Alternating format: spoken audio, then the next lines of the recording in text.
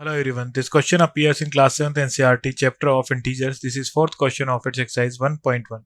So the question says that a plane is flying at the height of 5000 meter above the sea level. At a particular point, it is exactly above a submarine floating 1200 meter below the sea level. What is the vertical distance between them? So हमें given है plane is flying at height 5000 meter and submarine depth of submarine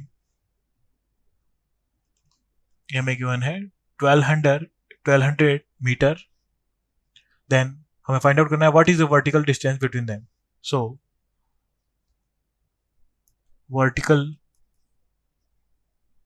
distance between plane and submarine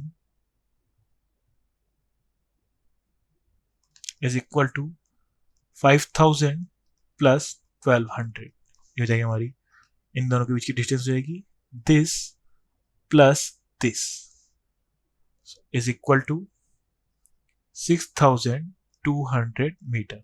So vertical distance between plane and submarine is 6200 meter or 6.2 kilometer.